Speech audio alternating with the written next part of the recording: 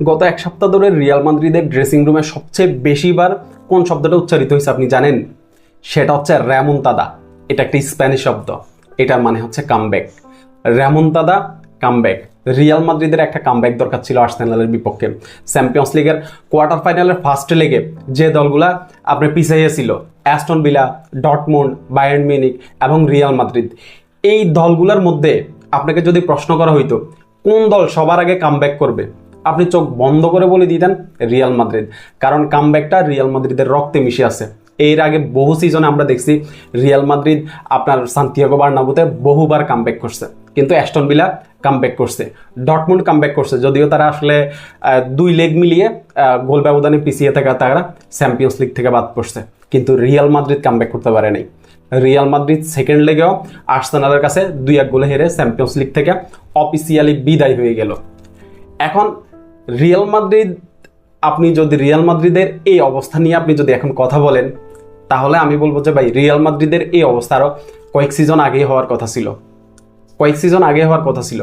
Ronaldo চলে যাওয়ার পরে আপনি দলটাকে আসলে ওইভাবে প্লেয়ার সাইনিং করে আপনি দলটাকে গোছাইছেন। আমি বলবো যে জোড়া তালি দিয়ে এই দলটাকে চালানো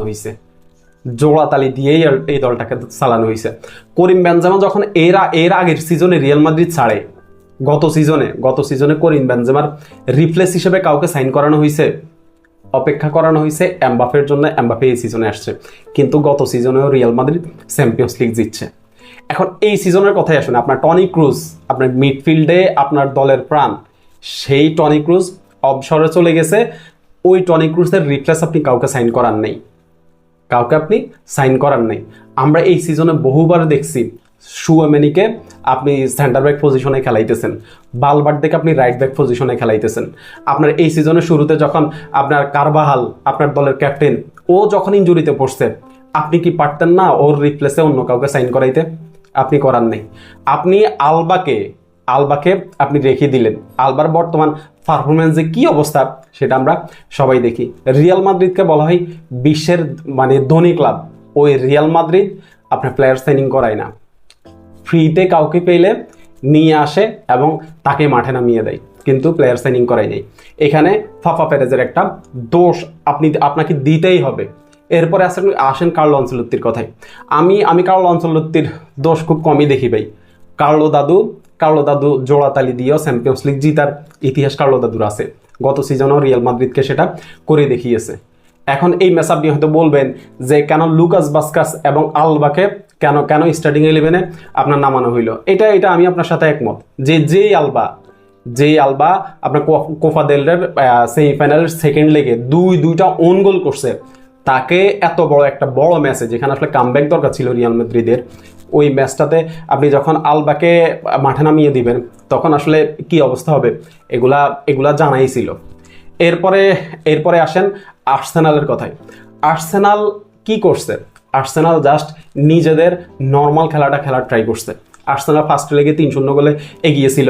সবার ধারণা ছিল আর্সেনাল হয়তো ডিফেন্সিভ ফুটবল খেলবে এবং তাদের পায়ে যখন বল যাবে তারা সময় নষ্ট করার চেষ্টা করবে, কিন্তু আর্সেনাল এইখানে বার্সেলোনা থেকে একটা শিক্ষা নিছে।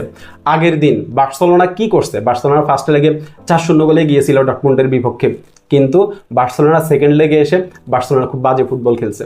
তাদের পায়ে যখন বল গেছে সময় নষ্ট করার ট্রাই করছে। আর্সেনাল ওইটা করে নাই। আর্সেনাল বলটা দিয়ে দিছে রিয়াল মাদ্রিদকে। রিয়াল মাদ্রিদের আপনার এই খেলায় বল পজিশন ছিল 66%।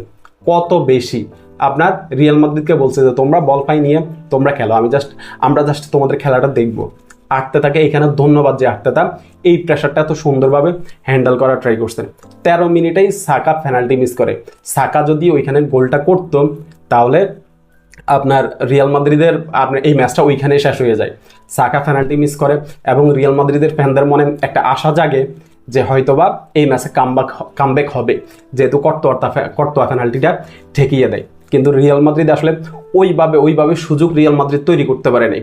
পুরো ম্যাচে গোলবারের রিয়াল মাদ্রিদের শট হচ্ছে 18টা আর আর্সেনাল শট করছে 12টা। কিন্তু আপনি যদি শট অন টার্গেটের দিকে আপনি চিন্তা করেন, রিয়াল মাদ্রিদের শট অন টার্গেট মাত্র 3টা আর আর্সেনালের শট অন টার্গেট হচ্ছে 6টা। অর্থাৎ আর্সেনাল যখনই অ্যাটাকে গিয়েছে তখনই আপনার ওই অ্যাটাকটাকে পূর্ণতা দেওয়ার চেষ্টা করছে। রিয়াল মাদ্রিদ এটা পারে নাই, কারণ আর্সেনালের ডিফেন্ডাররা একদম সলিড ছিল, একদম সলিড ছিল। এরপরে 65 মিনিটে সাকা গোল করে, প্রথম পেনাল্টি মিসের আসলে পাপ মোচনটা করে সাকা গোল করে। 67 মিনিটে ভিনিসিয়াস গোল করে কামব্যাকের আশাটা জিয়ে রাখে মূলত। তখন আসলে কামব্যাক করার মতো সময় ছিল না, কিন্তু একদম শেষ মুহূর্তে মার্তিনেলি রিয়াল মাদ্রিদের জালে শেষ প্যারেকটা ঠুকে দেয়। রিয়াল মাদ্রিদ চ্যাম্পিয়ন্স লিগ থেকে বিদায় নেয়।